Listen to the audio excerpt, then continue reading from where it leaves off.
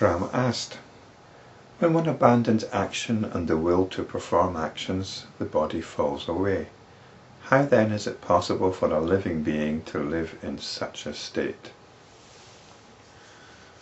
This question symbolizes the importance of not taking spiritual teachings at face value.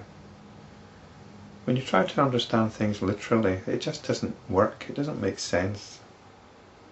In the teaching of the Yoga Vasishta, in the teaching of self-enquiry, we're told to become a non-doer of actions. And this doesn't mean to say that you give up actions. It's just that you give up notions that you're somebody that is performing these actions. You give up notions that actions are in your self-interest, the self-interest of you as an individual. In this sense, actions become non-volitional. But if you try to understand this literally, giving up actions, rather than understand the notional nature of what's being taught, well then the body's going to fall away like Rama described. It's like the whole idea of renunciation. Most religious traditions have this understanding of renunciation, and it's very big in the Hindu traditions. In fact, it's become quite formalized, the whole process of renunciation. But that literal understanding has got nothing to do with the true spirit of renunciation. And that's one of the things that's been pointed out again and again in the Yoga Vasishta. Vasishta replied, the abandonment of mental conditioning and notions is appropriate only to the living creature, not to one that is dead. So that's what's given up, mental conditioning and notions. What is Kalpana, notion or mental activity? It is only the egosense. When that is realized to be void, there is abandonment of the egosense. This is when dispassion arises. It's when you realize that everything's been taken a little bit too seriously, that you don't want to play that game anymore. The notion created within oneself by the external object is known as Kalpana. When that notion takes on the characteristic of void or space, there is the abandonment of the notion. So it says the notion created within oneself by the external object. But that is the notion. The external object is the notion. And when you realize that it's notional, then it's easier to abandon it.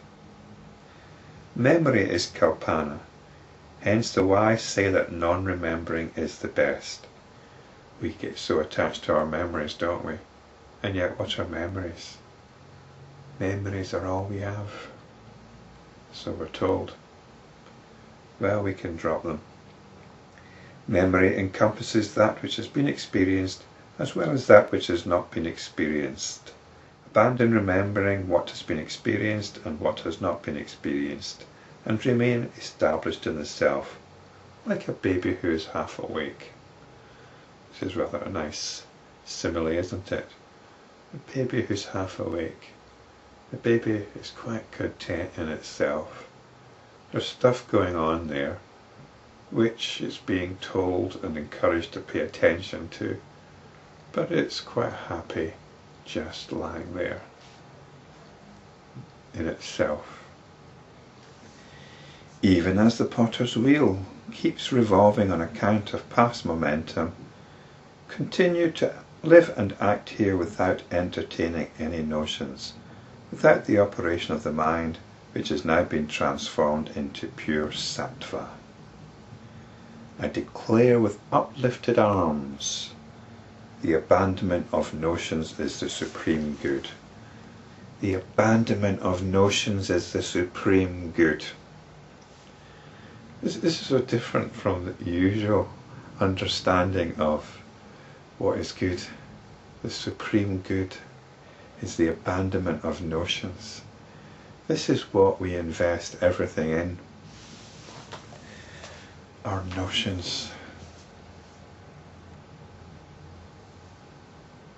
If you've watched many of my videos, or any of them, this is the key. is dropping notions. If I say something which strikes you as particularly nonsensical, then it means that a notion is being challenged. It doesn't mean to say that I'm always going to be right. But let's not get caught up in these notions either about whether Guru Gillis is proclaiming the truth or not. Look for yourself, and if you think there's any doubt that reality is other than notional, then examine it. Examine anything which you think is not notional, and you'll soon find that it can't be anything else but notional. Why do people not listen? How powerful is delusion? Under its influence, one who holds the precious gem of vichara, self-enquiry, on his palm does not abandon his delusion. So you can look into it. You've got the tools for doing so, but your reluctance can still be huge because of the force of that tendency which wants to believe in your own notions of an external reality, of your own individuality. This alone is one supreme good, the non-perception of objects and the non-arising of notions. And again, non-perception does not mean the literal understanding, and it's an understanding which is put across even within the pages of the Yoga Vasishta. The traditional yogic understanding of non-perception is misconceived. Non-perception is about not getting caught up in notions of perception. Perception is highly notional. I mean, if you look into the process of perception, it's such a clunky story, the scientific story of perception. It falls apart so easily. So give up notions of perception, notions of objects that you're perceiving, notions that you are perceiving anything.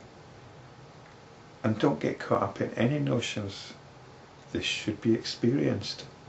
This should be experienced directly through your own inquiry. So Vasishta seems to have ignored Rama's question, really, because Rama's question, the whole basis of his question is a misconception. Notions of somebody who abandons action, notions of the body. Vasishta's reply is to give up all notions.